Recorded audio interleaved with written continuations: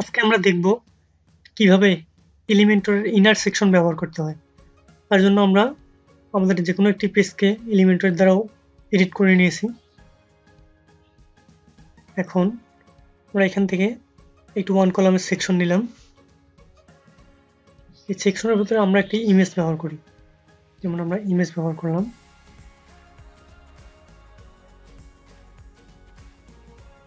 এখানে আমরা এই ইমেজটি সিলেক্ট করে দিলাম। এখন আমরা চাচ্ছি যে এই ইমেজের নিচে আরো দুইটি কলাম হবে, তার জন্য আমরা ইনার সেকশন নিতে পারি। আমরা ইনার সেকশন নিলাম এই ইমেজের নিচে। এখন আমরা এই সেকশনটিকে ইচ্ছা মতো ডুপ্লিকেট করতে পারি, বিভিন্ন কলামে বিভক্ত করতে পারি। যেমন আমরা এই কলামটিকে ডুপ্লিকেট করি, মানে আমরা 3 কলামে বিভক্ত হয়ে গেল।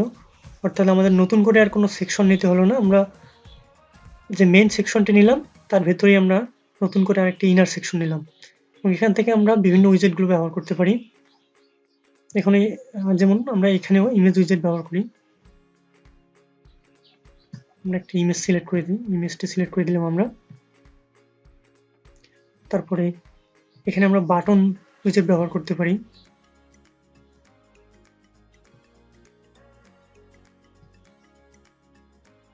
বাটন উইজেট ব্যবহার করলাম, আমরা অ্যালাইনমেন্টটা মিডিলে করে দিলাম। তারপর আমরা ডান দিকে ভিডিও উইজেট ব্যবহার করতে পারি।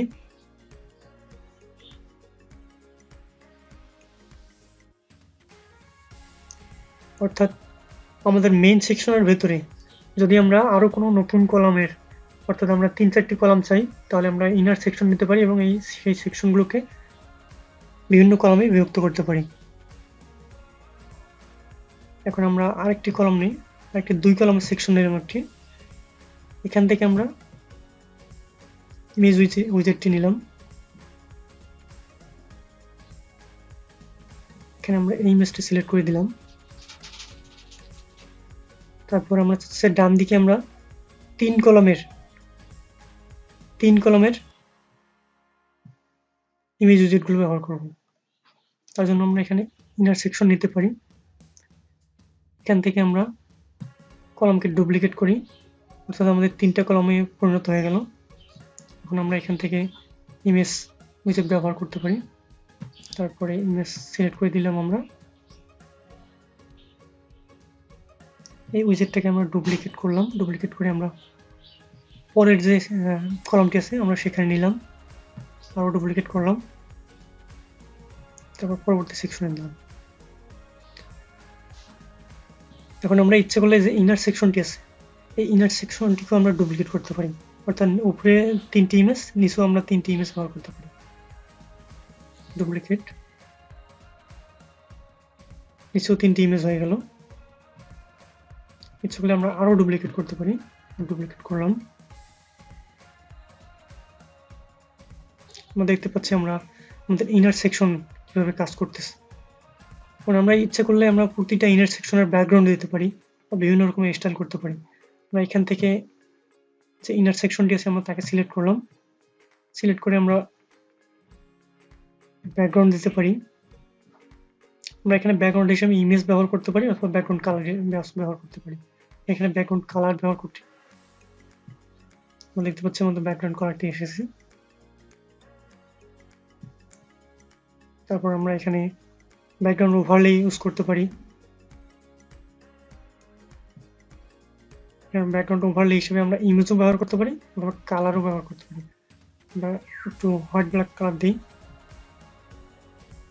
এই কালারটি দিলাম আমরা। তারপর আমরা এখান থেকে শ্যাপ ডিভাইডার ব্যবহার করতে পারি, অর্থাৎ টপে এই সেকশনটি যে আছে তার টপে আমরা শ্যাপ ডিভাইডার ইউজ করতে পারি। যেমন আমরা টপে আমরা ড্রপস নামে যে শ্যাপ ডিভাইডারটি আছে আমরা সেটি ইউজ করলাম। আমরা দেখতে পাচ্ছি আমাদের শ্যাপ ডিভাইডারটা কিন্তু চলে এসেছে। শ্যাপ ডিভাইডারটির কালারটা আমরা চেঞ্জ করে দিই, অন্য কালার দিয়ে আমরা এখানে এই কালারটি দিলাম। শ্যাপ ডিভাইডার আমরা ইচ্ছা করলে সেকশনে একটু প্যাডিং দিই, প্যাডিং দিলে আরো সুন্দর দেখাবে। শ্যাপ ডিভাইডারটি 20 পিক্সেল প্যাডিং দিলাম আমরা, আরো বেশি দিই, অর্থাৎ 50 পিক্সেল প্যাডিং দিলাম এবং শ্যাপ ডিভাইডারের একটু হাইটটা কমিয়ে দিই।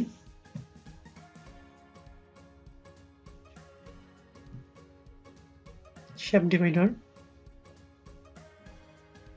হাইটটা একটু আমরা কমিয়ে দিই,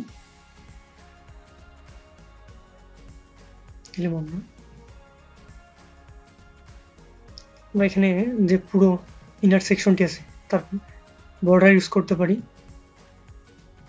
আমরা এখান থেকে নিলাম, তারপর বর্ডারের ওয়াইড দিলাম 5 পিক্সেল করে দিলাম। তারপর বর্ডারের কালার দেবো আমরা, বর্ডার যে কোনো একটি কালার দিলাম, এই কালারটি দিলাম। ইচ্ছে করলে আমরা বর্ডারের রেডিয়াস দিতে পারি, আমরা চতুর্দিকে বর্ডার রেডিয়াস দিই। আমরা দেখতে পাচ্ছি আমাদের ইনার সেকশনটি রাউন্ডেড কর্নারগুলো, অর্থাৎ ইনার সেকশনের যে কর্নারগুলো আছে সেগুলো রাউন্ড হয়ে গেছে। আমরা ইচ্ছে করলে এইভাবে যে কোনো সেকশনের, যে কোনো ইনার সেকশনের স্টাইল করতে পারি। তো আজকে আমরা দেখলাম কিভাবে ইনার সেকশন কাজ করে। ধন্যবাদ ভিডিওটি দেখার জন্য।